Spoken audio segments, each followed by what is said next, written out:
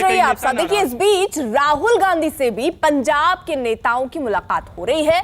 राहुल गांधी से मिलने के बाद कांग्रेस सांसद गुरजीत ने सिद्धू के न्यूज 18 पर दिए गए इंटरव्यू पर कहा कि सिद्धू ने जिस तरह की भाषा इस्तेमाल की वो कोई बर्दाश्त नहीं करेगा।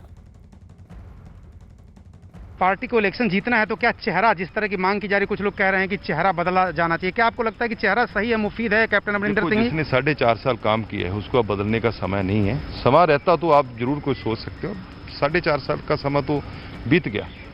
अब तो वो इलेक्शन की तैयारी कर रहे हैं और उन्होंने जो काम किया वही बता सकते हैं ना, वही आगे आएंगे, वही जवाबदेह होंगे। तो अब दूसरा आदमी आएगा, उसको ये तो पता नहीं चलेगा क्या काम हुआ क्या नहीं हुआ है। तो इसके लिए अब चेहरा बदलने का तो मेरा ख्याल समय नहीं है। तो हमने जो अपनी बात है वो सीएम उसके समक्ष रखी है राहुल जी के कि ये ऐसा है। लेकिन सिद्धू भी अच्छे लीडर हैं, हमने बोला कि उनको भी साथ लेके चलो और सारी पार्टी को इकट्ठे होकर चुनाव लड़ना होगा। लेकिन जिस तरह की भाषा वो इस्तेमाल कर रहे हैं, कैप्टन को झूठा कह रहे हैं, सूबे के मुख्यमंत्री को अगर आप ही की पार्टी का आदमी इस तरह से बात कहेगा, बहुत गलत बात है। ये भी हमने बात की है कि ये ऐसे एक टॉलस लीडर जो हमारे मुख्यमंत्री हैं, 2 बार मुख्यमंत्री रहे और पंजाब के लोग उनको प्यार करते हैं। कोई सीएम हो आपका पार्टी का तो उसको तू करके आप बात करोगे, इट्स नॉट गुड। ये तो कोई भी आप लोग हैं, चाहे आप समाज के लोग हैं, वो भी बर्दाश्त नहीं करेंगे। हम भी अपने बड़ी उम्र के आदमी को जी कह के बुलाते हैं। चलो बात है आपके बखरे में है। पहली बात तो ये बात जो समय नहीं था इंटरव्यू करने का उनका। अब जब पार्टी ने बुला रखा है तो क्यों इंटरव्यू की है? अब जब पार्टी के समक्ष बात रखो ना, कोई है। ये जो बातें आपने की ये तो पहले भी आप कर चुके हैं। ये तो आपके फेसबुक के ऊपर बड़ी सारे पंजाब को पता है। जो आपने बात बताई है कि ये मेरा रोड मैप है, ये तो सारे पंजाब को पता है। लेकिन अब उस समय जब पार्टी के साथ मीटिंग होने जा रही है और उसके बाद भाषा ऐसी आप यूज कर। और इसी बीच बड़ी खबर जम्मू कश्मीर से आ रही। प्रधानमंत्री नरेंद्र मोदी की ओर से जम्मू कश्मीर पर चर्चा करने के लिए 24 जून को बुलाई गई सर्वदलीय बैठक से पहले ही घाटी में सियासी सरगर्मियां तेज हो गईं। इस बैठक में शामिल होने के लिए जम्मू कश्मीर की अलग अलग राजनीतिक पार्टियों के 14 नेताओं को बकायदा औपचारिक तौर पर न्योता भी भेजा जा चुका है। और यही वजह है कि सभी सियासी दल बातचीत को लेकर अपनी रणनीति बनाने में जुटे हुए हैं। श्रीनगर में कुछ देर बाद गुपकार गठबंधन से जुड़े पार्टी के नेताओं की एक बैठक होने वाली है और इस बैठक में केंद्र के प्रस्ताव पर चर्चा होगी। साथ ही यह भी तय होगा कि गुपकार का कौन और कैसे प्रतिनिधित्व करेगा। सूत्रों के मुताबिक फारूक अब्दुल्ला गुपकार का प्रतिनिधित्व कर सकते हैं। और यह भी खबर है कि पीडीपी कश्मीर के मुद्दे पर किसी भी बातचीत के पक्ष में है।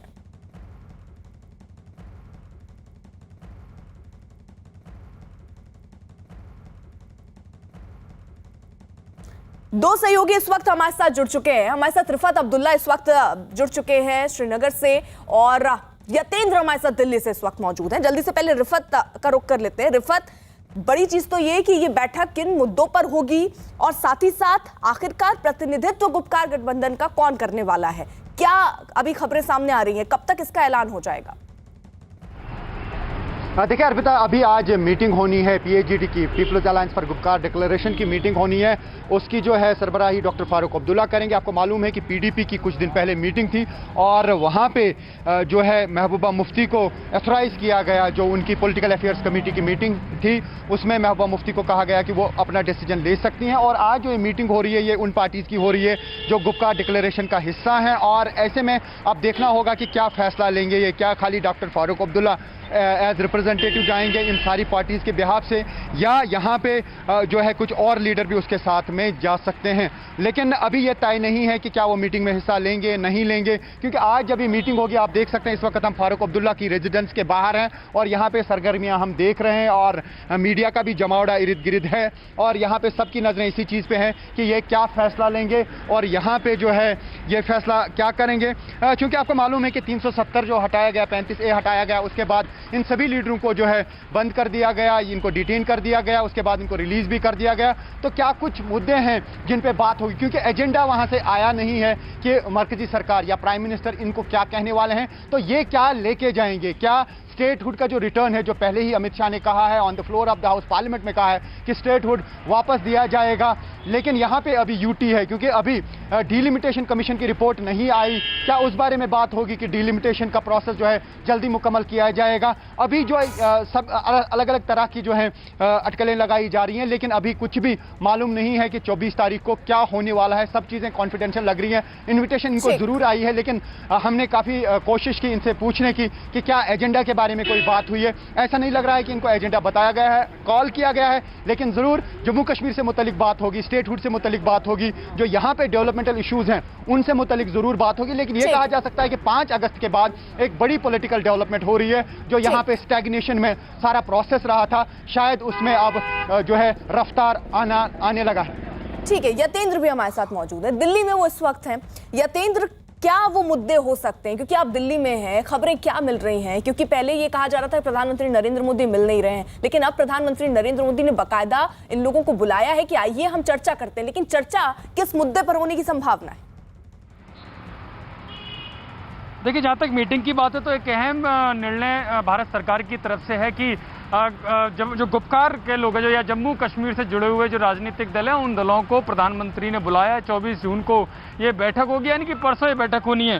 पिछले कुछ दिनों में ये बड़ा आतंकी घटनाओं में कमी देखने को मिली है और सबसे बड़ी बात, जो युवा बार बार आतंकी संगठनों की तरफ जा रहे थे, उनकी भी संख्या में भारी कमी आई है। अगर बात करें आंकड़ों की तो महज 45 आतंकी घटनाएं 20 जून तक हुई हैं। तो ऐसे में हालत काफ़ी सामान्य की तरफ, घाटी की तरफ जा रहे हैं। और फ्लोर पर जो संसद के सदन में भारत सरकार की तरफ से कहा गया था कि जब हालत सामान्य होंगे तो जो डेमोक्रेटिक प्रोसेस है जम्मू कश्मीर में वो शुरू करने की प्रक्रिया शुरू की जाएगी।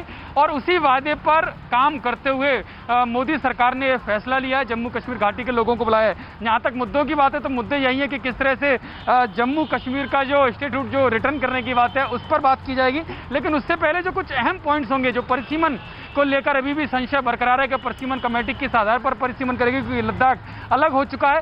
तो ऐसे में कई सीटों का जो भूगोल है, एक तरह से वो स्वरूप है जो वो बदल जाएगा। बिल्कुल, देखिए 24 जून ये महत्वपूर्ण